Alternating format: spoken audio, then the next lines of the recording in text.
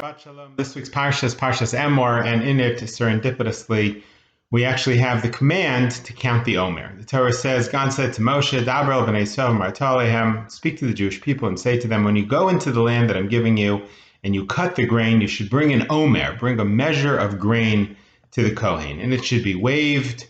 Mimachras haShabbos, ve'nifas ha'omer lifnei Hashem, he should wave it before God, liritzon for your desire. The day after Shabbos, he should wave it. And then the Torah continues about certain sacrifices that are brought on that day. And then the Torah commands us, you shall count from the day after the Shabbos. From the day that you bring the Omer, the waved Omer, 7 full weeks. Ad mimachas haShabbos hashvis, until after the 7th, maybe it means week, but it says Shabbos, until after the 7th Shabbos, shall count 50 days and bring a mincha chadash al Hashem, a new grain offering to God, which is the shtei halechem, the 2 loaves of bread that were brought on Shavuos. And the Slonim Rebbe asks, why does the Torah keep referring to Mimachras HaShabbos, the day after the Shabbos? Why don't you tell us the date, which is the 15th of Nisan and the 6th of Sivan? Those are the dates of the 2nd day of Pesach and the day of Shavuos. Why does the Torah keep reiterating, instead of saying the day after the first day of Pesach or the 16th of Nisan, why Mimachras HaShabbos, the day after the Shabbos? Why the reference that we keep going back to of Shabbos? And it actually isn't even Shabbos. It's actually the first day of Pesach that we're referring to, but the Gemara says that it's called Shabbos in this case. So he says that the Jewish people were on a very low level of impurity, and they had to be taken out of Egypt.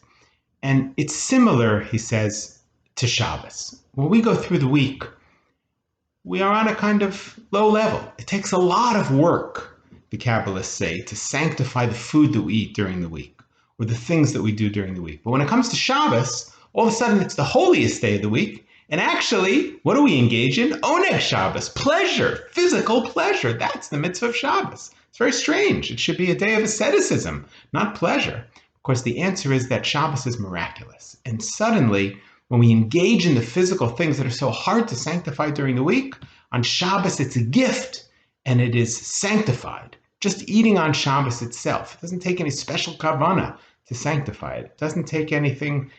Just the process of eating on Shabbos is a mitzvah and is sanctified. And he says that's the miraculous nature of the going out of Egypt. The day that God took the Jews out of Egypt, it was done through the power of Shabbos. It was done through the power of sanctifying the Jews, even though they were so low level, they're on such a low level that they couldn't really sanctify themselves. It's the miracle of Shabbos. God creates the sense of Shabbos on the first day of Pesach, and so the Jewish people are able to, even though they just are who they are, they're raised up automatically to that high level. And it's that power that actually fuels Shavuos also. And that's why Shavuos is called Mimachras HaShabbos. It's also called, you count until the day after the 7th Shabbos, because it's referring actually back to the first day of Pesach. It's all going back to the first day of Pesach.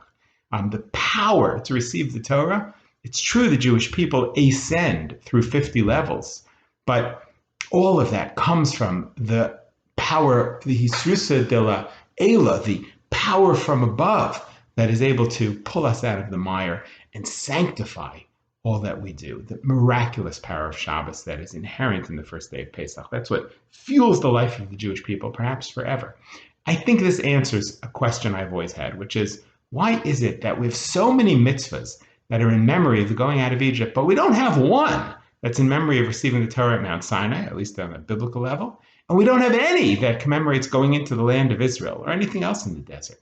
But we have so many mitzvahs that are in memory of the going out of Egypt. And perhaps this helps to give an answer that it's not necessarily the most important moment in the history of the Jewish people, but it is the most seminal. It is the source, not only the day that we became a nation, but the source of all of our power as a nation, the source of our holiness. Because Shabbat, the very nature of the holiness of Shabbat, there are different kinds of sanctity. The holiness of Shabbat is the miraculous one that keeps us going through every week and every day. And every exile. I want to wish everybody a wonderful Shabbat, a wonderful counting of the Omer, and today is the 30. Today is Thursday. It's the 32nd day of the Omer, and of course tomorrow will be a very special day and we should all celebrate it. It's a great day of joy tonight and tomorrow. And I want to wish everybody a wonderful rest of the counting of the Omer and a great Shabbat.